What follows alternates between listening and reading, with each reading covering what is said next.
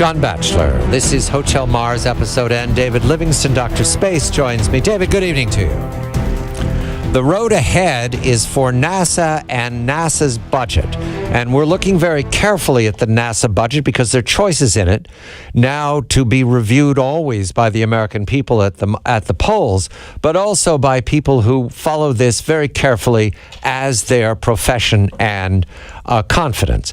And we welcome one such, Dennis Wingo. Dennis is attending a conference on satellite 2014 right now, but I go to a piece that he's published most recently at Space Ref. This is about the NASA budget and the road and the road forward. Dennis is the source for this information. It's posted by Keith Cowing. I correct myself. Dennis, a very good evening to you. As I understand the case made here, the choice for NASA is between the SLS Orion and the ISS. Will you explain to the audience what those choices are and what it means that NASA can't do both? Good evening. Okay, John, thank you very much for having me. And the choices that we have here is that NASA has a budget, like all federal agencies, but Congress has a history of asking far more of NASA than budget that they deliver to the agency. And this is very much the case today with the International Space Station and what is called the SLS, or the Space Launch System, which is NASA's new heavy lift launch vehicle. But it's inadequately funded, and with the current budget profile, the space station is not really adequately funded in order to utilize it. So you have two major programs here that are funded inadequately, who can't fulfill their purposes, and thus you have this friction, and both of these factions know this. You have this friction between them in maneuvering and posturing, and this is what you saw a little bit of in the congressional testimony that I referenced in the article. David? Good evening, Dennis. How are you? If SLS Orion were to be discontinued, how do we know that funding would be allocated over to ISS or something else in NASA that would be something that would be useful and worthwhile?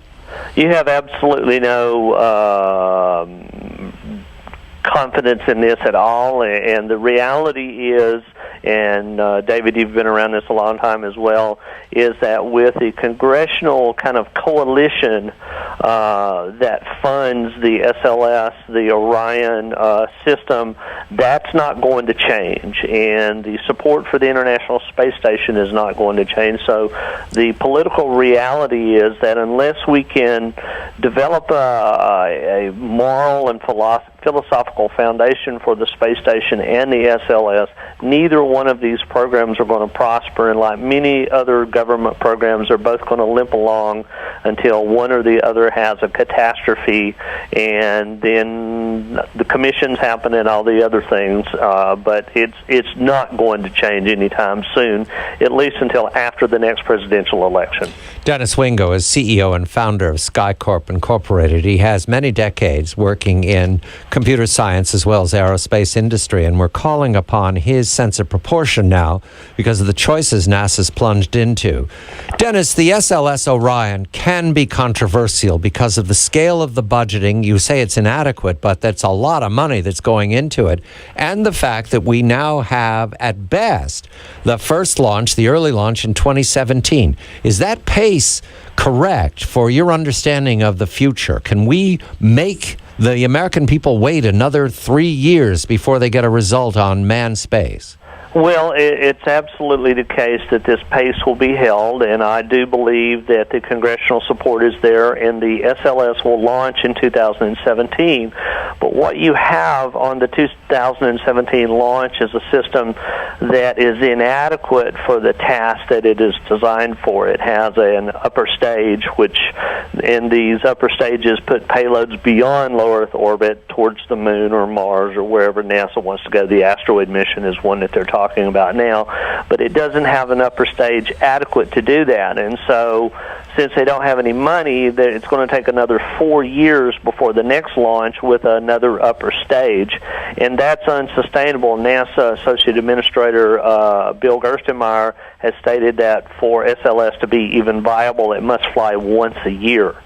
So we're in a situation that's actually untenable. But what I write about in my missive that was on SpaceRef is that there's a way out of this dilemma.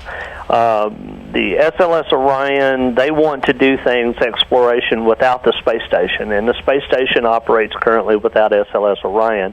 If you bring the two programs together, you actually have a way to, like the two twins, premature twins in the cradle, that one keeps the other alive by hugging the other. These two programs could actually help each other and have an integrated exploration architecture for beyond low Earth orbit to the moon or Mars or wherever, and they could work together. This currently isn't happening, but that is one possible outcome.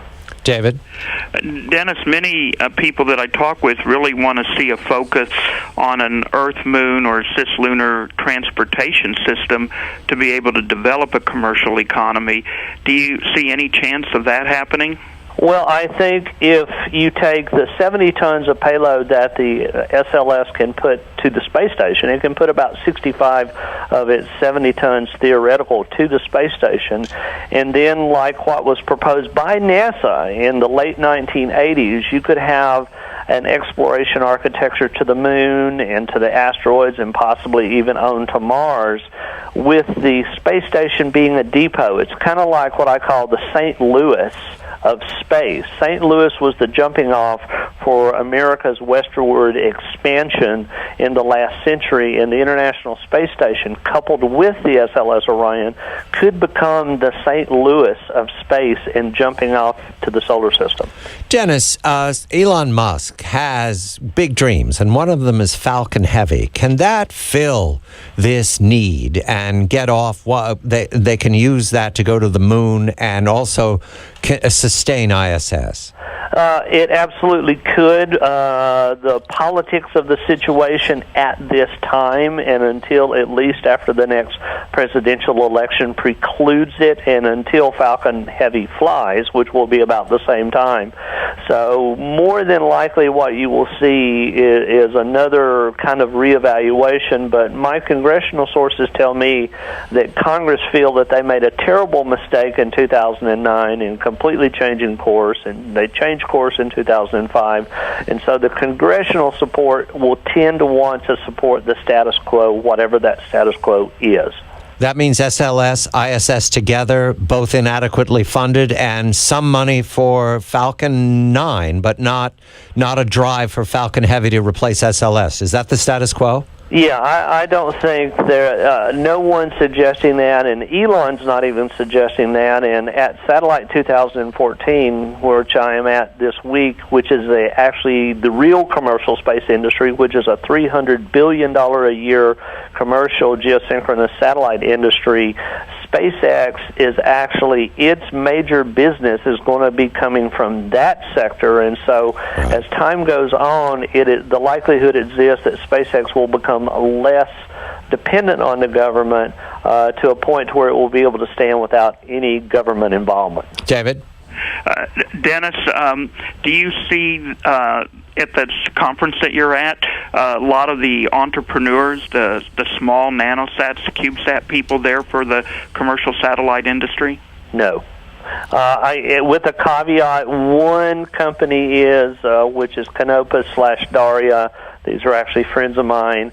One company out of the entire ecosystem is actually at this conference, which is 98% of the commercial space industry in the world today. And looking forward, Dennis, we always have to consider that there's going to be less. Are the congressional people advocates for a higher NASA budget, are they considering the possibility of cuts in 2015, 2016, or is that ruled out? Well, I think what we're going to have is status quo between now and the next presidential election. There's no appetite for cuts. There's no appetites for increases. The political, let's say, the political calculus has been made at least through the first year of the next presidential administration. 2017. Dennis Wingo is CEO and founder of SkyCorp Incorporated. Dr. Space, David Livingston of The Space Show. I'm John Batchelor. This is Hotel Mars. Status quo through the next presidential election, and let's have presidential debate on this. What does America want with NASA? What does America want with private space? Do we want the moon? Do we want Mars? Let's vote on it. I'm John Batchelor.